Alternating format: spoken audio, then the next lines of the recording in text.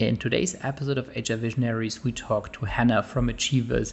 We talk about how we can democratize recognition. Stay tuned.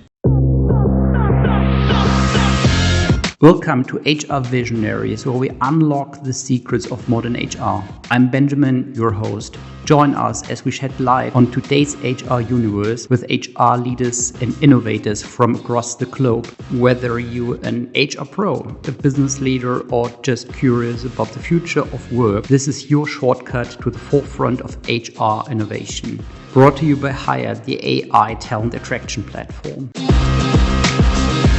Welcome to the latest episode of HR Visionaries. I'm very much looking forward to my guest today. Hannah, it's great to have you on. Thank you very much for the invite. I'm looking forward to this conversation as well. Hannah, can you tell us a bit about yourself? Who are you? Sure. So my name is Hannah. I am currently working at an organization called Achievers. We do reward and recognition software.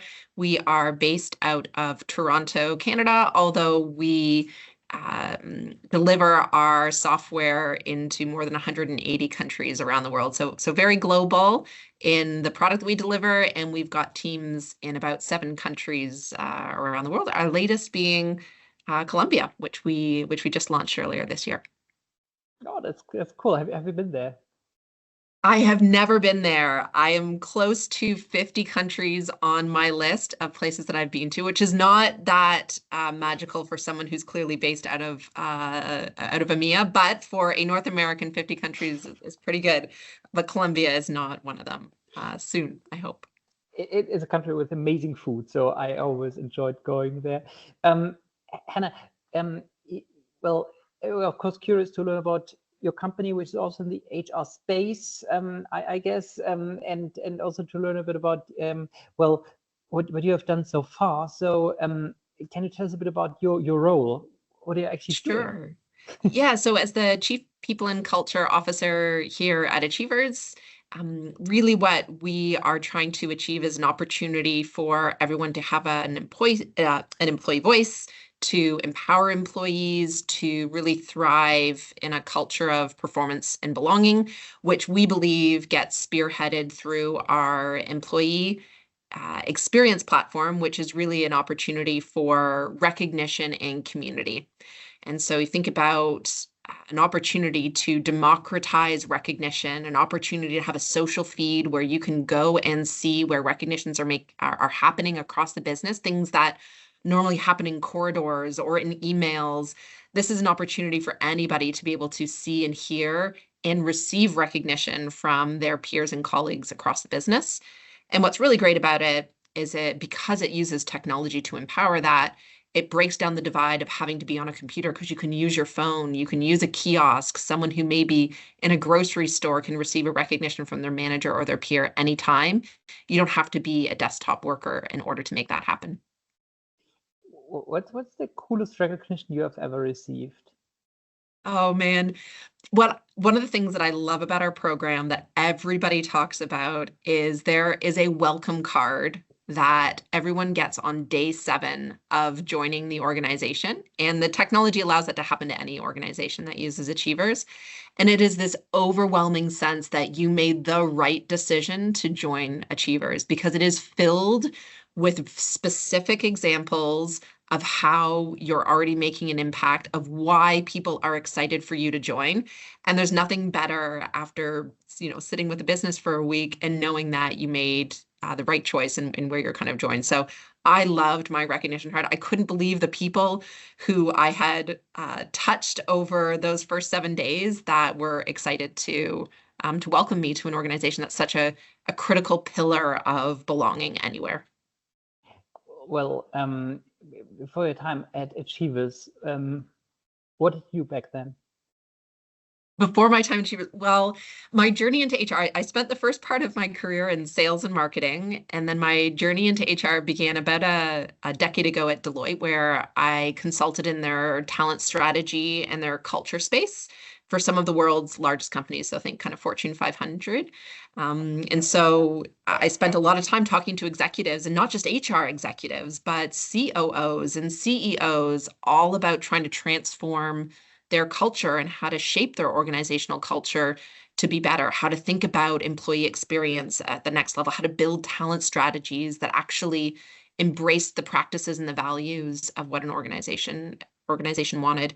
And after spending a ton of time there, I thought maybe I should try some of these things I've been telling organizations to do for the last decade. I should probably try doing this myself. And so I took a role as the global vice president of people and culture at a scaling organization called Flybits to really help them scale their organization. And so that got me into the journey in the tech and the SaaS space and the kind of scale up and startup cultures.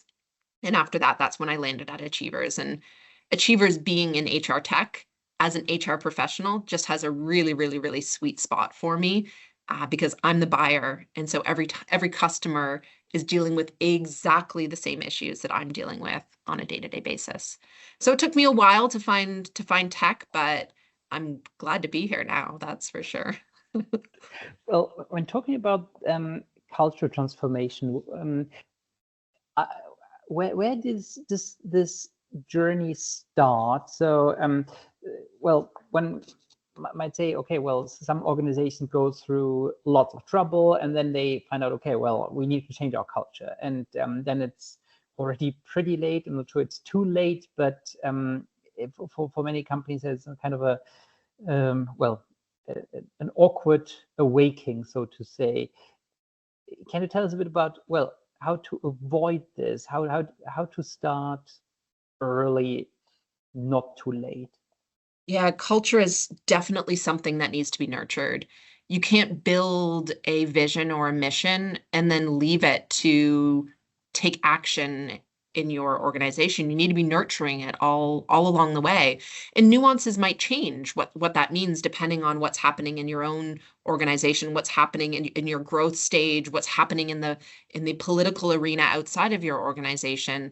But you need to be nurturing it. You need to be putting time and effort into making sure that it's showing up in all of your practices, your people practices, your hiring practices, how you're thinking about the way that you interact with customers. You should be coming back to what are those cultural norms and thinking about whether that's still holding true as you're going about your day-to-day business. And so it is not a set and move on like a business strategy might be. I think it's a nurture campaign. I think that's where organizations are going to best stave off the need to go back and do a cultural transformation along the way.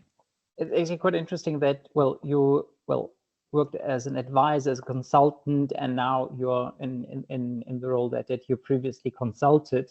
When thinking about your time in consulting, what kind of questions did leaders ask you back then? You try to find answers for at the moment or today. So I think the question is, what questions did people have back then that I'm now having to face challenges on myself? Exactly, yeah. You know, those questions haven't necessarily or fundamentally changed. Mm-hmm. People are concerned that their employees are having the right experience. Mm-hmm. People are concerned, or leaders are concerned that they're actively managing people to meet the business objectives and their own performance objectives. People are wondering whether what they are offering as an employment brand is what is actually happening in the organization. People are still worried about whether they're compensating people fairly and equitably. These are fundamental questions that have not changed over the years. But what we are facing with economic and social and political changes are influencing some of the things that we choose around outcomes. And so I think I'm facing the same challenges that I was asked to try and solve for other organizations. It just so happens that the context of what is my organizational mission, that definitely influences how we choose to do something or not do something. What is happening in the political and market landscape, so what's happening to our business, but also to the market is definitely changing that. And then the third thing that I think makes a fundamental difference is the players that are making the decisions on the actions that you're taking. So what does your leadership group look like? What is their position? How are they interacting together? How are they making decisions? Why are they making decisions? That leadership piece changes fundamentally what direction people will go in when they're choosing to take action on any area that I'm consulting on. And there are great leadership teams and there are not so great leadership teams, and that will fundamentally change the outcome along the way. What does a great leadership team mean to you? I knew you were going to ask that. I knew you were going to ask that. You're so good at these follow-up questions. Well, yeah. Well, what else should I do, right? So you so opened the door for that. I did. And I think it is important because I've been part of some good functioning leadership teams and I've been part of some not so great functioning leadership teams. I think first and foremost, there needs to be an element of trust amongst the leaders themselves. So absolutely, you need to build trust with the rest of the organization, but that leadership team needs to trust each other first. There is this Patrick Lencioni concept of a first team that I really, really appreciate and value, and is one of the fundamentals that we employ here at Achievers, is that you need to not just look, you need to look definitely around the circle and what is that we're collectively trying to do, and also what you're trying to do for your division. You need to be able to balance both of those things. So I think that idea of trust amongst the leadership team, that you're all charging in the same direction, that you have constructive conflict, are all elements of a great leadership team. I think you see that show up when things are going really well. Where do we have the same vision for where we're going to invest, in what direction we're going to go, and where we're going to put our money when you're doing well? And you see it show up when you're not doing so well, because you're having to make fundamental trade-offs that need to be collectively decided, not just in divisions that are best for this group. And so in times of good and in times of bad, that collective mentality and that direction that you're going in through great debate, I think is part of what makes a great leadership team. So trust and good conflict leading to collective decisions and buy-in in those decisions are two fundamental characteristics for me. Well, I hear your point that trust amongst leaders is super important. How do you avoid, however, that people trust each other very much, and what comes to mind is like, the executive floor, which is sealed off of the entire organization. That should not be the case, right? So yeah, absolutely. I think there's a couple things that leaders can do that I would recommend. So I think a simple action like reliability, saying that you're going to show up and actually showing up when you're going to, I think is a really important one. I think getting personal in the workplace. Some people, it's really, really important to know about their careers, and other people want you to know about how their careers are going and how important their dog is to them. So I think that's really important, as getting personal can build trust. I think this idea of sympathy for when you've made mistakes, and that needs to be bilateral. Every leader is going to make a mistake and every employee is going to make a mistake. So you need to take a long, hard look at when your teams are making mistakes and how you're reacting to them, but also sharing when you're making your own mistakes along the way. I think are three really great characteristics in that leaders can show up in order to create trust in an organization. How do you deal with with mistakes yourself? So how do you how transparent do you try to be, and how do you deal with that? Well, I think those three characteristics are a little bit of what constitutes what enables that. We at Achievers, we've got a listening product, so an opportunity post our Pulse survey that we run a couple times a year, that has a very structured way to bring those results down into your organization, and it's called the listening session. It's an opportunity for leaders and employees to co-develop actions around what is going to happen next. So not the leaders coming down and saying, we are going to do this, we heard your voice and this is what we're going to do, but employees saying, hey, this is my role, and also co-creating what are some actions that we're all going to take. How am I going to hold my peers accountable to making sure they're taking their time off? And I think in those listening sessions is a great example where I, for example, bring back what I've heard from my leadership peers around what they need from me, where my challenges are, and I share that with the team. So in this pulse survey, it's not just questions about I've got the tools and resources to do my job, I feel connected into this business, but we have 4 questions around manager empowerment, which is am I receiving enough recognition? Am I getting the contact that I need? Am I being developed? So I get on 3 times a year, I get feedback on what my leadership style is, and I bring those results back to my team. It's like a really specific example of they know where and how. I'm working on myself. I'm working on being a better leader because of the feedback that they're giving me. So that's a really specific example of how these listening sessions allow me to be able to expose my challenges to the team and acknowledge that I'm working on them. Can there be over communication or over recognition? So in terms of like, hey, well, there is positive feedback or negative feedback on literally everything. There is a reward or some kind of recognition for like also everything that people feel, okay, it's a bit too much. Yeah, I think this is where you need to apply the principles of recognition in the right way. So it needs to be specific. It needs to be, material. It needs to be, targeted at an individual. So when you apply those characteristics, then you stave off the problem of over recognizing. We with our tool and technology, you're able to give points-based recognitions and social recognition. So not everything has to have points attached to it, that you're going to get a reward at the end of this. And what that allows is it allows people to, through social recognition, recognize the journey. That was a great meeting that's going to get us further ahead in closing this deal. Cool, check. That's a journey. That doesn't require points or a bonus or some kind of dollar value attached to it.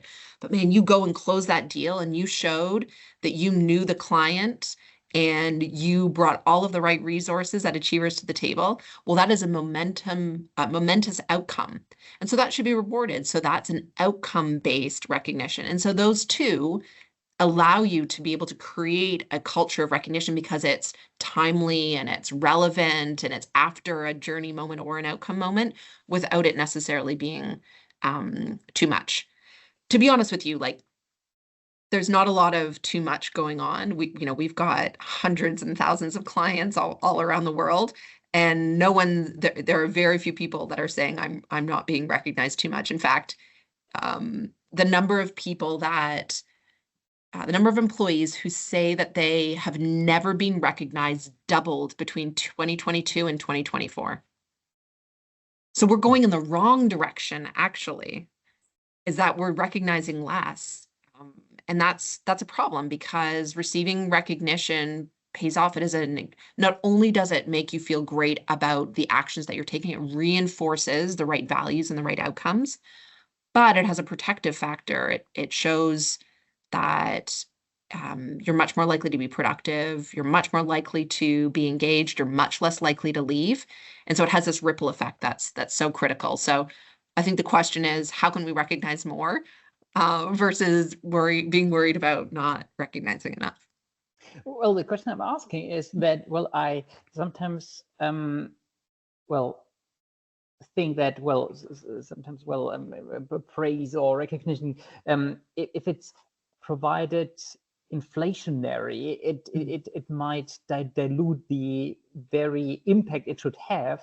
However, I also really ran into a situation when I was told too often, hey, thanks a lot, great job you've done, and thanks a lot for your support. Well, one always appreciates that, right? Well, it didn't say why. It didn't get specific as to the impact that it was having. So those are all things like we're not talking about sending great job. That doesn't mean a lot. You may feel a momentary blip. Okay, cool, I did a great job, but it doesn't allow you to embrace and understand the impact of what that is. So when you're creating a recognition, there's a couple things that we always share is important to use their name. That's a great one. It makes it personal right away. We suggested it's timely, so it should come right after the action, so you can, so it's not coming a couple weeks down the line. You're like, what did I do? I don't remember helping that person. That it's specific to the actual action. So good job because you did this, and the impact which is on the other end. And when you put all that stuff together, if you knew that you were having an impact on 5 people a week, man, like that's good news. Not 5 good jobs, but 5 real moments where people have taken the time to call out why it had an impact. That is great recognition. And I think people will also feel much better about receiving that, maybe in higher volume than just a couple of good jobs along the way. Well, when it comes to recognition, you said before, well, it's not necessarily required to attach a dollar value. However, when you provide recognition that has a dollar value attached, how do you ideally structure the rewards you're giving out so that, well, so is for example, hey, there's a dinner voucher, for example, or there is I don't know, a bottle of wine or something like that. So how do you make sure that people don't compare and like, okay, well, I received a bottle of wine that's worth $20 and someone else received a $40 voucher. Well, $40 dinner nowadays doesn't buy you anything, right? Okay, Yeah. make it 100. But you know what I mean, right? So it's like, well, comparing, of course, very often frustrates people because it feels like, okay, am I undervalued here? Well, even worse, imagine giving a bottle of wine to someone who doesn't drink.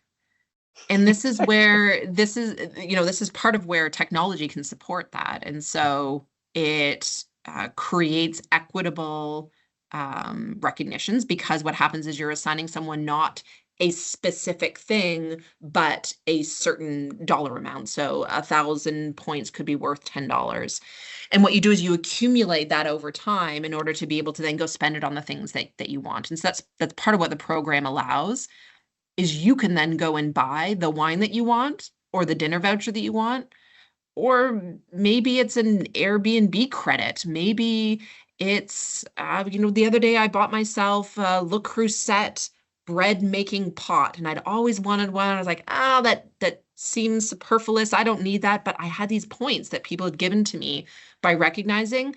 And what may seem entirely silly to you is buying a very expensive bread maker, but you might buy something that's really important to you along the way. And so that's part of what this technology can do, is it means that people can not only feel recognized in a personalized way, but they feel rewarded in a personalized way, because they can then go and pick the reward that they want. And it makes sure that it's being done and shared equitably, which is one of those nice things.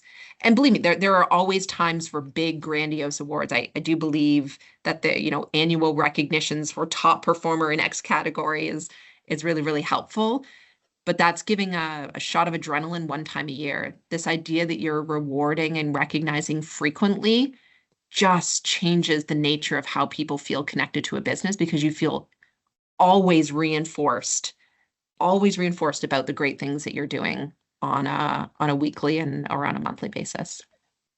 Well, well, of course, we're not trying to promote your product here or too much about it. However, what I wanted to ask you is the following. So sometimes rewards appear to employees a bit like, well, my gracious boss is hands out free gifts, and it doesn't feel like empowering people. However, if you can choose yourself, it's a completely different matter than in this situation. So how do you avoid in any situation that this appears like, well, my CEO descends from his executive floor to handing out free gifts, and everyone should feel great about that. Well, his graciousness, he provides me with something meaningless. Yeah, I mean, I keep getting back to this importance of social recognition. It's great when the boss descends. I love getting my Christmas basket. I'm not gonna lie. Like it's a fun thing to peek through and eat the biscotti that always come every year with with the boss's Christmas basket. But it's the ones that are most meaningful are the social recognitions that come not because it's attached to a reward, but that I'm getting from my peers, that I'm getting from my team. Like when I get a recognition from my team that's upward recognition. That is so amazing to be able to find a way to be able to hear that and share that. And what's cool is that my boss also sees when my team recognizes me, and that would never be done otherwise. And so I think there's a time and place as a lover of Christmas baskets, but it's that social recognition, that ability that anyone can recognize anywhere is the stuff that really gets people going. And it can be non-monetary. It's interesting. There was actually so we've got a whole research institute at the organization, and they look at employee experience programs and the employee experience all across the board, not just recognition. They do a ton of research across the globe, and they just came out with a report around this idea of emotional salary. And this emotional salary is not compensation. It's non-monetary. And when organizations are really struggling to make ends meet, we're in a hard market right now. They need to really think about what are the ways that they're motivating employees, and so this emotional salary is one of them. And I believe the stat was 3/4 of employees would stay longer at a job where they feel supported and valued than at a job that pays 30% more. Those are That's dollars. remarkable. That's remarkable, right? indeed. So there's this whole idea that it's not just recognition, reward, cool, check. It's all of those other elements, that you're getting feedback, that you've got great career progression, that you've got incredible work relationships, that you've got alignment to the culture, especially where cultures are being laid out for in social media all over the place. Employees are sharing about the culture of their businesses. Those are all things that contribute to an emotional salary that organizations can work on today that don't come in a monetary form. They come with effort and alignment. Back to our very first conversation, that is about feeding and nurturing the culture that you want to have in a business.